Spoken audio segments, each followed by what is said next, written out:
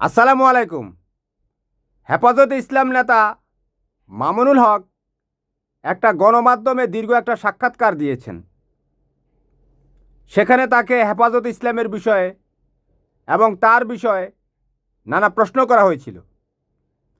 আপনারা জানেন, হেফাজতে ইসলামের এই আলেম ওলামা ভাইয়েরা যারা ইসলামের জন্য, বাংলাদেশের জন্য, যাদের শাহাদাত বরণের জন্য প্রস্তুতি ছিল, তারা 5 মে 2013 সালে সারা বাংলাদেশ থেকে আবাবিলের মতো ছুটে এসেছিল।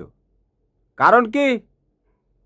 কারণ ভারতীয় হিন্দুত্ববাদী, জাঙ্গিয়া, উগ্রবাদী, চরমপন্থী, প্যাসিস্ট, মানুষ হত্যাকারী শেখ হাসিনা সে সংবিধান থেকে আল্লাহর নাম কেটে দিয়েছিল।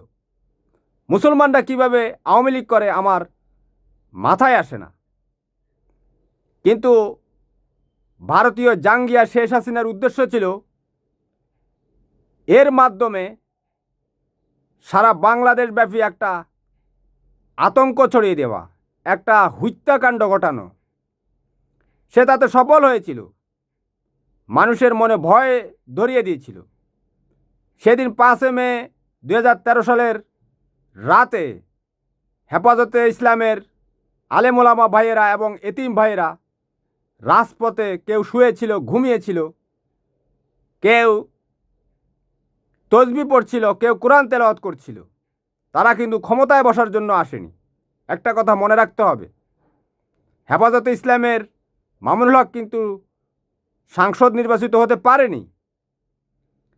সেই মৃত্যুর মিছিলে হেফাজতে ইসলামের সাথে আরও অন্যান্য দলের লোকও ছিল। বিএনপির জাতীয়তাবাদী শক্তির ভাইরা ছিল, জামাত ইসলাম বা শিবিরের লোকজন ছিল, হেফাজত ইসলাম তো ছিলই। বাংলাদেশের প্রতিটা মুসলমান সেটাতে অকুণ্ঠ সমর্থন দিয়েছিল। কারণ সেটা ছিল আল্লাহর অস্তিত্বের সম্পর্ক। যেখানে জাঙ্গিয়া শেখ হাসিনা আল্লাহর অস্তিত্ব অস্বীকার করতে চাচ্ছে, সেখানে হেফাজতে ইসলামের ভাইরা জাঙ্গিয়া শেখ হাসিনাকে রুখে দেওয়ার জন্য তারা তাদের সর্বস্ব ত্যাগ করার জন্য সারা বাংলাদেশ থেকে আবাবিল পাখির মতো ছুটে এসেছিল।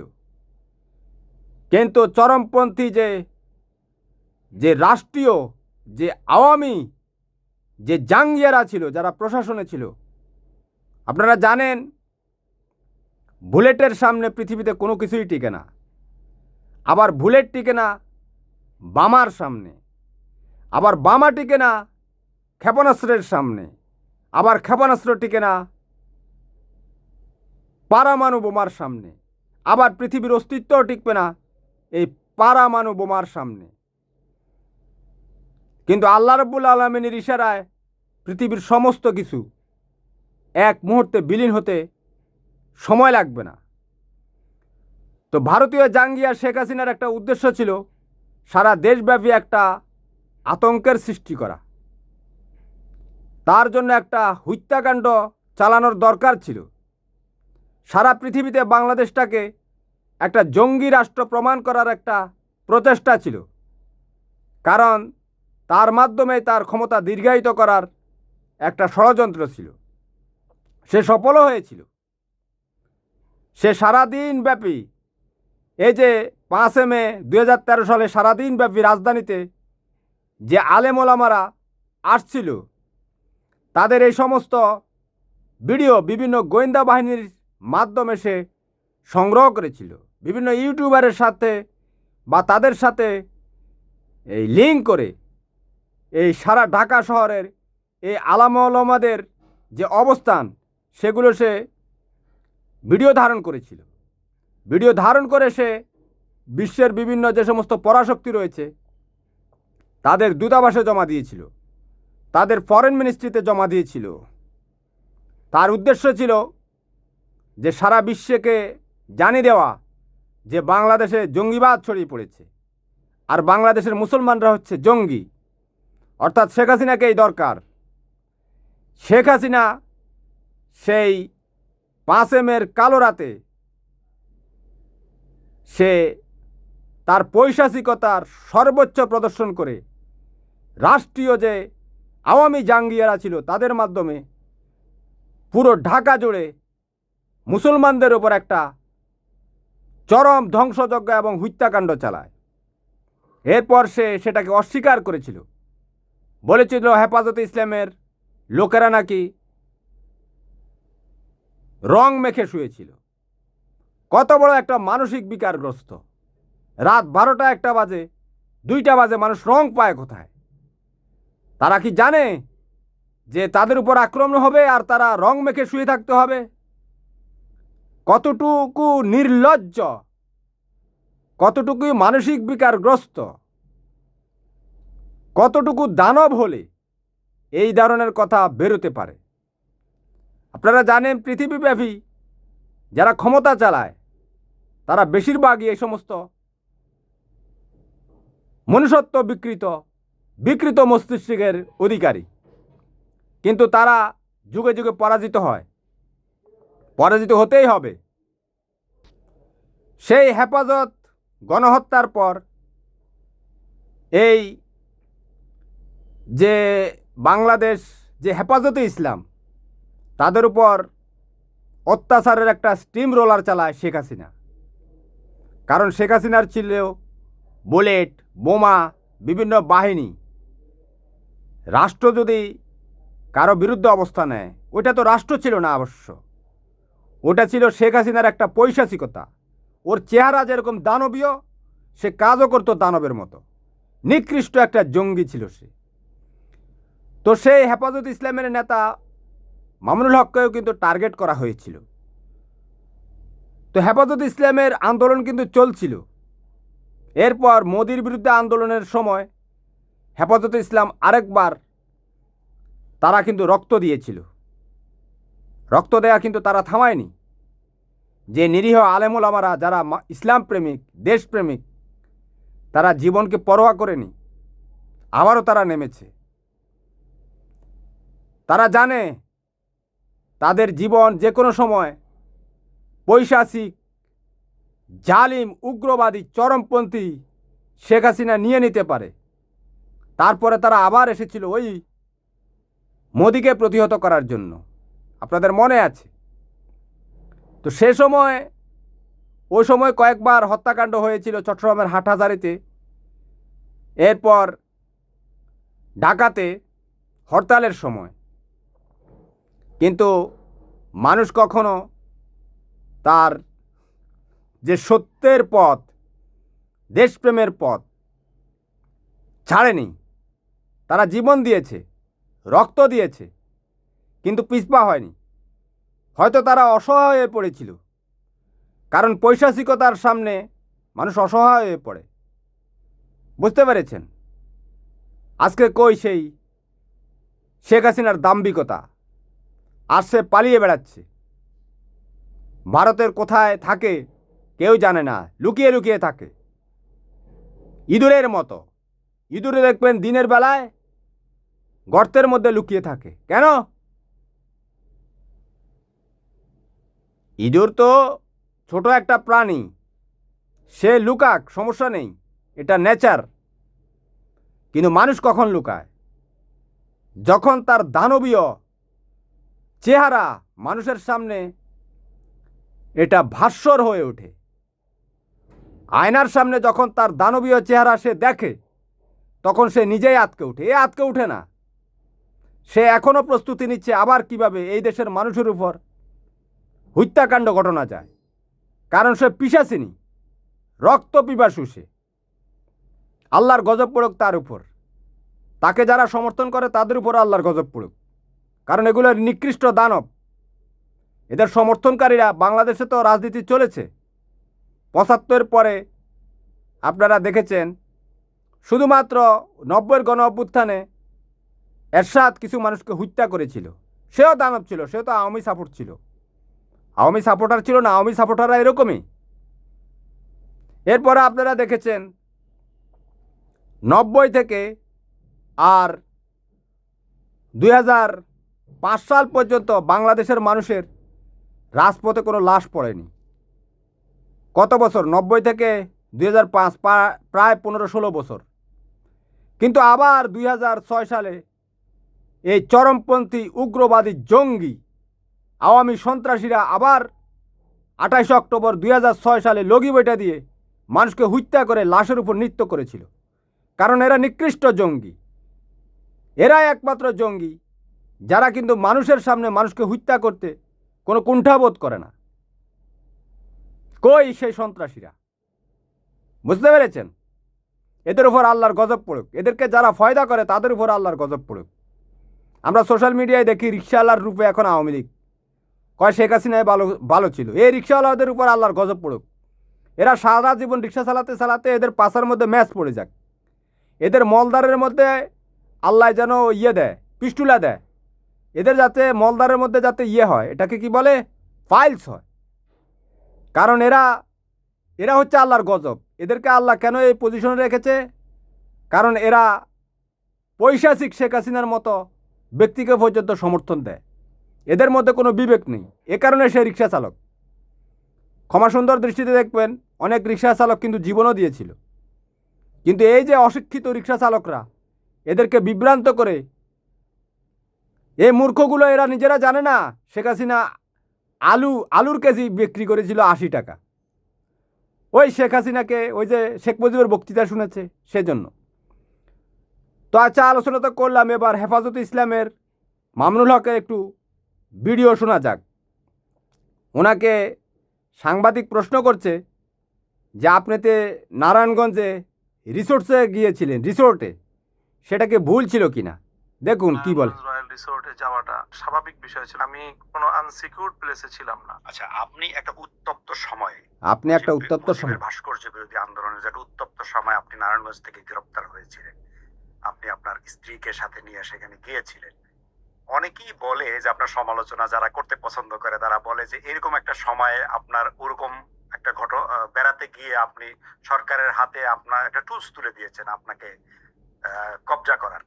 আপনি এই বিষয়টাকে কিভাবে বিশ্লেষণ করেন? ওটা কি ভুল ছিল নাকি আপনার সঠিকই ছিল? সেটা হলো প্রথম বিষয়। দেখেন, যখন একটা রাষ্ট্র কোনো একজন, ওনাকে প্রশ্ন করা হয়েছিল যখন আপনি ভাস্কর্য বিরোধী আন্দোলন করছিলেন, তখন কিন্তু আমাদের নিরীহ হেফাজত ইসলামের ভাইদের রক্ত ঝরছিল।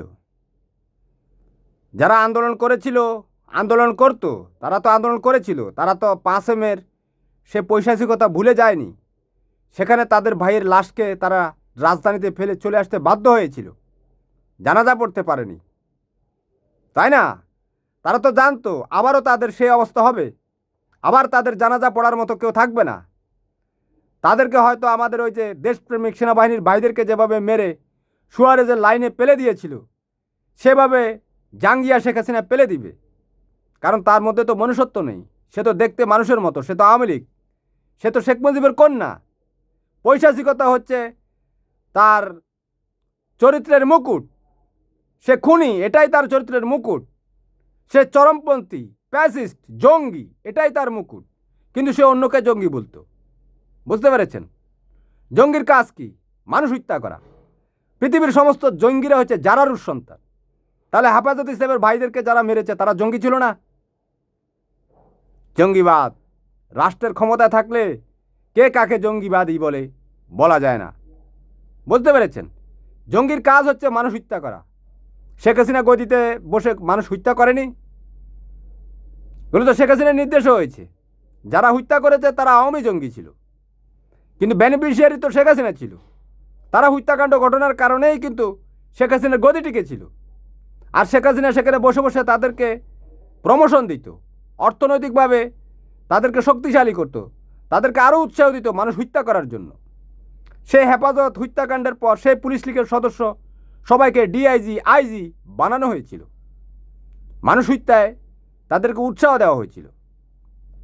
তো আপনারা জানেন 2006 সালের 28 অক্টোবরের পর সে এই হত্যাকাণ্ড করেছিল। তো মামুনুল হকের প্রশ্নের জবাবে আসি। উনি বলেছেন রাষ্ট্র ওনার বিরুদ্ধে এই অবস্থান নিয়েছে, পুরা রাষ্ট্রীয় বাহিনী। কিন্তু ওই সময় তো আপনার কর্মীদের লাশ পড়ছিল, সে আমাদের এতিম ভাইদের জন্য আমাদের হৃদয় কাঁদছিল। আপনার তো ওই সময় রিসোর্টে যাওয়ার কথা না, ওইটা মজার সময় না, ওনার কাছ থেকে শুনি উনি কি বলে, তাহলে আপনারা ক্লিয়ার হবেন। ব্যক্তিকে ঘায়েল করতে চায় একটা রাষ্ট্র, তার রাষ্ট্রের সকল যন্ত্রগুলোকে নিয়ে, সকল শক্তি নিয়ে, এবং এই রাষ্ট্রের সকল গোয়েন্দা সংস্থাগুলোকে নিয়ে। আমি একেবারে নেমলি বলবো, তৎকালীন সময়ের ডিজিএফআই, এনএসআই এবং ফুল ফেজের যে পুলিশ প্রশাসন সব মিলে, এবং সেই সাথে আওয়ামী লীগের সকল অঙ্গ সংগঠন ঘাদানিক সহ, তারা এইভাবে একটা প্রিপ্ল্যান আমার উপরে হামলা করেছিল। সেখানে আমার নারায়ণগঞ্জ রয়্যাল রিসোর্টে যাওয়াটা এটা কতটা স্বাভাবিক বিষয় ছিল। দেখেন, ঘটনা হলো 26শে মার্চ। 26শে মার্চ হলো বাইতুল মোকাররমে আমাদের প্রোগ্রাম ছিল। 26শে মার্চ হাটহাজারীতে হত্যাকাণ্ড সংঘটিত হয়। 26শে মার্চ হাটহাজারীতে হত্যাকাণ্ড। 28শে মার্চ আমরা হরতাল ঘোষণা করি। 28শে মার্চ হত্যাকাণ্ড, আরো কিছু হত্যাকাণ্ড সংঘটিত হয়। 28শে মার্চ আরো কিছু হত্যাকাণ্ড সংঘটিত হয়। 28শে মার্চ, 29, 30, তারপরে 31শে মার্চ, তারপরে 1 এপ্রিল, 2রা এপ্রিল, তাহলে 28, 29, 30, 31, 1, 2, 3, এক সপ্তাহ পর ঘটনা। এক সপ্তাহ পর ঘটনা। যারা যারা শাহাদাত বরণ করেছে, প্রায় ম্যাক্সিমাম শহীদ পরিবারদেরকে এনে আমি নিজে, আমরা তাদের পাশে দাঁড়িয়েছি, তাদেরকে সহযোগিতা করেছি। আহতদেরকে আমরা হাসপাতালে হ্যাঁ, ঠিক আছে, করেছেন। এখানে সবাই এটাই করে, বুঝছেন? কারণ যার জান যাবে সে কিন্তু নির্বিকার, সে দেশপ্রেম মানবপ্রেমের জন্য জান দেয়। তার কোনো চাওয়া পাওয়া থাকে না, তার রিসোর্টে যাওয়ার প্রয়োজন মনে পড়ে না। তার প্রয়োজন হচ্ছে ইসলামের জন্য, সভ্যতার জন্য, দেশপ্রেমের জন্য জীবন দেওয়া, এবং সে সেটাই করে। তো মামুনুল হক সাহেব ওনার প্রশ্নের জবাবটা ঠিকমতো দেয়নি বা দিতে পারেনি, কারণ এটা জবাব নেই ওনার কাছে। ঠিক আছে, মামুনুল হক সাহেবও জীবন দিতে গিয়েছিল, 5 মে উনিও জীবন দিতে গিয়েছিল। ঠিক আছে, মানুষের দৈহিক চাহিদা রয়েছে, তাই না? দৈহিক চাহিদা নিবারণ করতে হয়। জিহ্বা, মুখ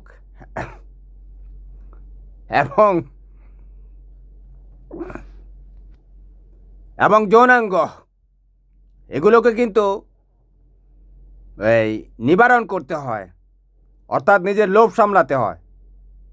ঠিক আছে, কারণ আপনি যখন কোনো একটা সৎ উদ্দেশ্যে জীবন দেওয়ার জন্য বেরোবেন, তখন আপনার নারীর সঙ্গ প্রয়োজন নেই, দরকার নেই। আপনি তখন নারী নিয়ে ভাববেন কেন? আপনি ভাববেন ইসলামের জন্য, আল্লাহর জন্য, মানব সভ্যতার জন্য। বুঝতে পেরেছেন?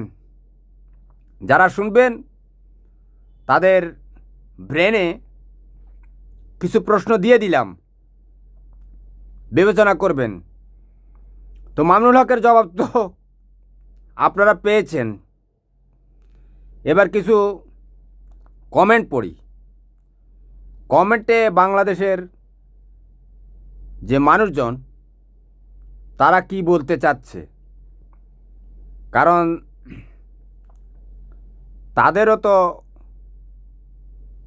তাদেরও তো কিছু মন্তব্য থাকে। যারা আল্লাহ, ইসলাম, আল্লাহর কোরআন, আল্লাহর আইন, আল্লাহর শাসনের জন্য এই মতিঝিলে এসেছিল, একটি সেকেন্ডের জন্য তো চিন্তা করেনি, তাই না? এরপরে আবার ভাস্কর্য বিরোধী আন্দোলনেও তারা এসেছিল, তারা ভাবেনি। তো @MD রাসেল কমেন্ট করেছে, @MD রাসেল -N9C9V, উনি কমেন্ট করেছে, মামুনুল হক আমার পছন্দের মানুষ, কিন্তু সেই দিনের ঘটনায় ওনার ব্যাখ্যা আমার পছন্দ হইল না। এটাতে 69টা লাইক পড়েছে, 2টা রিপ্লে কমেন্ট পড়েছে। এরপর আরেকজন কমেন্ট করেছে,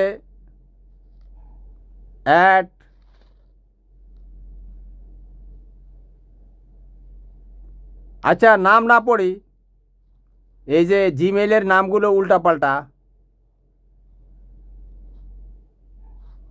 একজন কমেন্ট করেছে, আপনি কি ওই দিনের ওই সময়ে রিসোর্সে যাওয়ার সময় হলো, এত আন্দোলনের মুহূর্তে মানুষ মরছে আর আপনি মনোরঞ্জনের জন্য রিসোর্ট যাচ্ছেন। ভালো একটা কমেন্ট করেছে, এটাতে 82টা লাইক পড়েছে, একটা রিপ্লে কমেন্ট পড়েছে। তারপরে মোহাম্মদ মাসুদ এম, সে কমেন্ট করেছে নিরাপত্তা ব্যবস্থা ছিল কিনা সেটা তো মূল বিষয় নয়, ওই সময় ওইখানে যাওয়া কি দরকার ছিল? ফালতু বক্তব্য। এটাতে 33টা লাইক পড়েছে, একটা রিপ্লে কমেন্ট পড়েছে।